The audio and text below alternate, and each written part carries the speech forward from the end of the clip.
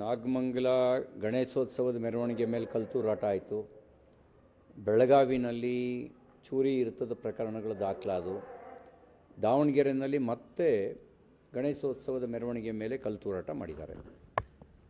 ಅಂದರೆ ಹಿಂದೂಗಳು ತಮ್ಮ ದೇಶದಲ್ಲಿ 80% ಹಿಂದೂಗಳೇ ಇದ್ದಾಗಲೂ ಗಣೇಶೋತ್ಸವವನ್ನು ನೆಮ್ಮದಿಯಿಂದ ಆಚರಿಸೋಕ್ಕಾಗದೇ ಇರುವಂಥ ಒಂದು ಕೆಟ್ಟ ಪರಿಸ್ಥಿತಿಯನ್ನು ರಾಜ್ಯದಲ್ಲಿ ಕಾಂಗ್ರೆಸ್ ಸರ್ಕಾರ ತಂದಿಟ್ಟಿದೆ. ಮತಾಂಧರಿಗೆ ಬೆಂಬಲ ಕೊಟ್ಟು ರಾಜಕಾರಣ ಮಾಡುವಂಥ ಮಾನಸಿಕತೆಯಿಂದ ಈ ಮತಾಂಧರು ಈ ರೀತಿ ಕೊಬ್ಬಿದ್ದಾರೆ. ಸಿದ್ದರಾಮಯ್ಯನವರೇ, ನಿಮ್ಮ ಸೆಕ್ಯುಲರ್ ಅಂದರೆ ಇದೇನಾ? ಗಣೇಶೋತ್ಸವದ ಮೇಲೆ ಕಲ್ತೂರಾಟ ಮಾಡಿಸೋದೇ ನಿಮ್ಮ ಸರ್ಕಾರದ ಸೆಕ್ಯುಲರ್ ನೀತಿನಾ? ಗಣೇಶೋತ್ಸವದ ಮೆರವಣಿಗೆ ಮೇಲೆ ಪೆಟ್ರೋಲ್ ಬಾಂಬ್ ಹಾಕೋದೇ ನಿಮ್ಮ ಸೆಕ್ಯುಲರ್ ನೀತಿನಾ? ನಿಮ್ಮ ಸರ್ಕಾರ ಬಂದಾಗಲೇ ಯಾಕೆ ಇವರೆಲ್ಲ ಬಾಲ ಬಿತ್ತಾರೆ? ನಿಮ್ಮ ಸರ್ಕಾರ ಬಂದಾಗಲೇ ಯಾಕೆ ಈ ರೀತಿ ಸೊಕ್ಕಿನ ಪ್ರದರ್ಶನವನ್ನು ಮಾಡ್ತಾರೆ? ನೀವು ಇವ್ರ ಸೊಕ್ಕಿಗೆ ಕಾರಣ ನಿಮ್ಮ ಸರ್ಕಾರವೇ. ಮತಾಂಧರನ್ನ ಹೆಡೆಮುರಿ ಕಟ್ಟದೇ ಇದ್ದರೆ ಕರ್ನಾಟಕ ಸರ್ಕಾರ ನಾಡಗೀತೆಯ ಆಶಯಕ್ಕೆ ತಕ್ಕಂತೆ ಉಳಿಯೋದಿಲ್ಲ. ಅವ್ರನ್ನ ಹೆಡೆಮುರಿ ಕಟ್ಟಬೇಕು.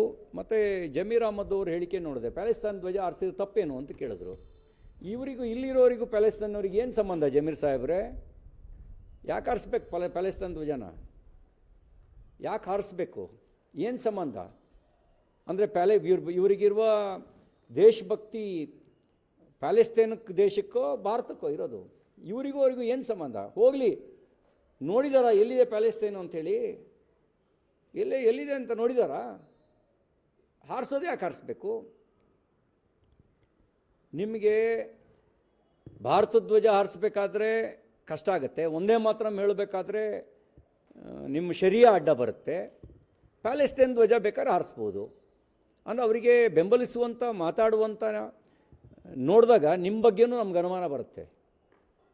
ನಿಮ್ಮ ಸರ್ಕಾರದ ನಡವಳಿಕೆ ಮತ್ತು ನಿಮ್ಮ ನಡವಳಿಕೆ ಮೊಹಮ್ಮದ್ ಅಲಿ ಜಿನ್ನಾನಿಗಿಂತ ಏನು ಕಡಿಮೆ ಇಲ್ಲ. ನಿಮ್ಮ ನಡವಳಿಕೆ, ನಿಮ್ಮ ಸರ್ಕಾರದ ನಡವಳಿಕೆ. ಮೊಹಮ್ಮದ್ ಅಲಿ ಜಿನ್ನಾ ಅವನಿಗೆ ಅನಿಸ್ಬೋದು, ನಾನು ಸತ್ರುವೆ ನನ್ನ ಮಾನಸಿಕತೆ ಇರೋರು ಕಾಂಗ್ರೆಸ್ನಲ್ಲಿದ್ದಾರೆ ಅಂತ ಜಿನ್ನಾನಿಗೆ ಅನಿಸ್ಬೋದು. ನಾನು ಸತ್ರೇನಂತೆ ನನ್ನ ಮಾನಸಿಕತೆ ಇರುವಂಥವರು ಕಾಂಗ್ರೆಸ್ನಲ್ಲಿ ಇರೋವರೆಗೂ ನನ್ನ ವಿಚಾರ ಸಾಯಕ್ಕೆ ಸಾಧ್ಯ ಇಲ್ಲ ಅಂತ ಜಿನ್ನಾ ಮೇಲೆ ಕೂತ್ಕೊಂಡು ಸಂತೋಷ ಪಡ್ತಿರ್ಬೋದು. ನಿಮ್ಮ ಹೇಳಿಕೆಗಳು, ನಿಮ್ಮ ಚಟುವಟಿಕೆಗಳನ್ನು ನೋಡಿದಾಗ ಏನು ಮಾಡೋಕ್ಕೆ ಹೊಟ್ಟಿದ್ದೀರಿ?